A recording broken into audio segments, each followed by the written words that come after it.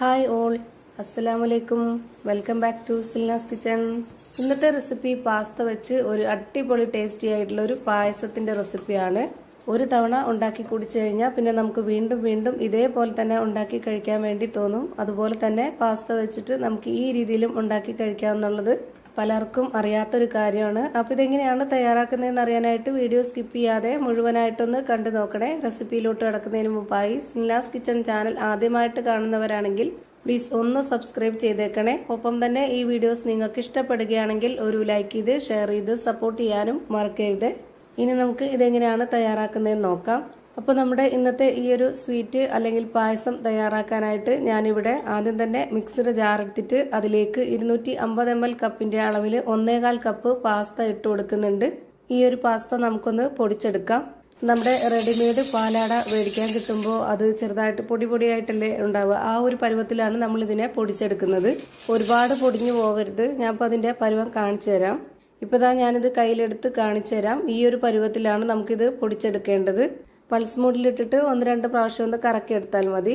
അപ്പോൾ കറക്റ്റ് ഈ ഒരു പരുവത്തിൽ കിട്ടിക്കോളും. ഇനി ഇതൊന്ന് മാറ്റി വെച്ചേക്കാം.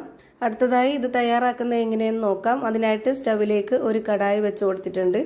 എന്നിട്ട് ഫ്ലെയിം ഓണാക്കിയതിന് ശേഷം നന്നായിട്ടൊന്ന് ചൂടായിട്ട് വരുമ്പോൾ അതിലേക്ക് 250 ml കപ്പിൻ്റെ അളവിൽ 1/4 കപ്പ് പഞ്ചസാര ഇട്ട് കൊടുത്തിട്ട് ഇതുപോലെ ഒന്ന് കാരമലൈസ് ചെയ്തെടുക്കുന്നുണ്ട്. ഒരുപാട് കളർ ചേഞ്ച് ആവുന്നവരെ വെയിറ്റ് ചെയ്യേണ്ട ആവശ്യമില്ല. നമുക്ക് ചെറുതായിട്ടൊന്ന് കളർ ചേഞ്ച് ആയാൽ മതി. ഒരുപാടായിപ്പോയാൽ അത് കയ്പ്പ് രസത്തിലോട്ട് പോകും. ഈ ഒരു പരുവത്തിലാണ് കാരമലൈസ് ചെയ്തെടുക്കുന്നതെങ്കിൽ നല്ലൊരു മണവും ടേസ്റ്റൊക്കെ ആയിരിക്കും. അപ്പോൾ ഇങ്ങനെ ആകുമ്പോൾ ഞാനൊന്ന് ലോ ഫ്ലെയിമിൽ ഇട്ട് കൊടുത്തിട്ട് ഇതിലേക്ക് പാലൊഴിച്ച് കൊടുക്കുന്നുണ്ട്. പാലൊഴിച്ച് കൊടുത്തതിന് ശേഷം പിന്നെ നമുക്ക് ഫ്ലെയിം കൂട്ടി വയ്ക്കാം. ഞാനിവിടെ എടുത്തിട്ടുള്ളത് കട്ടിയായിട്ടുള്ള പശുവിൻ പാലാണ്. 250 ml കപ്പിൻ്റെ അളവിൽ 2.25 കപ്പ് പാലെടുത്ത് ഒഴിച്ചു കൊടുത്തിട്ടുണ്ട്. ഇനി ഇത് ഹൈ ഫ്ലെയിമിൽ ഇട്ട് കൊടുത്തിട്ട് നന്നായിട്ടൊന്ന് ഇളക്കി കൊടുക്കാം. അതിൻ്റെ കൂടെ തന്നെ നമുക്ക് നല്ലൊരു മണത്തിന് വേണ്ടി ഒരു 3 ഏലക്കയും കൂടെ ചതച്ച് ഇട്ട് കൊടുക്കുന്നുണ്ട്. ഇനി നമ്മുടെ ആ ഒരു പഞ്ചസാര നല്ലപോലെ അലിഞ്ഞു വന്നോളും. ഇനി നമ്മൾ ഈ ഒരു പഞ്ചസാരയിൽ നമ്മളൊരു 2 മിനിറ്റ് നേരം പാല് നന്നായിട്ട് തിളപ്പിക്കണം. ഈ പാലൊന്ന് ചെറുതായിട്ട് വറ്റി കട്ടിയായിട്ട് വരുമ്പോഴാണ് നല്ല ടേസ്റ്റ്. ഇനി അടുത്തതായിട്ട് ഞാൻ ഇതിലേക്ക് ഇട്ട് കൊടുക്കുന്നത് തേങ്ങാപ്പാലിൻ്റെ പാൽപ്പൊടിയാണ്. നിങ്ങൾക്ക് വേണമെന്നുണ്ടെങ്കിൽ പശുവിൻ പാലിൻ്റെ പാൽപ്പൊടി ഇട്ട് കൊടുത്താലും മതി. ഏതായിരുന്നാലും നല്ല ടേസ്റ്റാണ്. ഇപ്പോൾ പാലൊഴിച്ചതിന് ശേഷം 1-2 മിനിറ്റ് ആയിട്ടുണ്ട്. ചെറുതായിട്ടൊന്ന് പാല് വറ്റി കട്ടിയായിട്ട് വന്നിട്ടുണ്ട്. ഈ ഒരു സമയത്ത് ഞാനിതിലേക്ക് പൊടിച്ചു വെച്ചിരുന്ന ആ ഒരു പാസ്ത മുഴുവനായിട്ടും ഇട്ട് കൊടുക്കുന്നുണ്ട്. ഇനി ഇട്ട് കൊടുത്ത ഉടനെ തന്നെ കട്ട കെട്ടാതെ പെട്ടെന്ന് തന്നെ ഇളക്കി കൊടുത്ത് യോജിപ്പിച്ചെടുക്കുക. എന്നതിന് ശേഷം ഇതിലേക്ക് കുറച്ച് ക്യാരറ്റ് ഗ്രേറ്റ് ചെയ്തതാണ് ഇട്ട് കൊടുക്കുന്നത്. 250 ml കപ്പിൻ്റെ അളവിൽ 1 കപ്പ് ഗ്രേറ്റ് ചെയ്ത് എടുത്തിട്ടുള്ള ക്യാരറ്റാണ്. അത് മുഴുവനായിട്ടും ഇതിലേക്ക് ഇട്ട് കൊടുക്കുന്നുണ്ട്. ഇത് രണ്ടും ഇട്ട് കൊടുത്തതിന് ശേഷം ഒരു മീഡിയം ഫ്ലെയിമിൽ ഇട്ട് കൊടുത്തിട്ട് വേണം ഇത് വേവിച്ചെടുക്കാനായിട്ട്.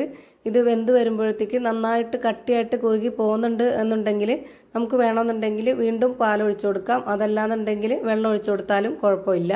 ഞാനിവിടെ 250 ml കപ്പിൻ്റെ അളവിൽ ഘട്ടം ഘട്ടമായിട്ട് 2 കപ്പ് വെള്ളം ഒഴിച്ചു കൊടുത്തിട്ടുണ്ട്. അപ്പോഴാണ് ഇതിൻ്റെ പരുവം കറക്റ്റ് ആയിട്ടുള്ളത്. പാസ്ത നല്ല ചവ്വരിയൊക്കെ ഉള്ള പോലെ തന്നെ നല്ല പോലെ കുറുകി വരുന്ന ഒന്നാണ്. അപ്പോൾ അതുകൊണ്ട് തന്നെ നല്ല കട്ടിയായിട്ട് പോവും.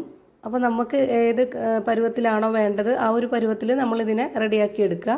ഇപ്പോൾ ഇത് നന്നായിട്ട് വേവിച്ചിട്ടുണ്ട്. ഈ ഒരു പരുവാണ് ഇതിൻ്റെ കറക്റ്റ് പരുവം.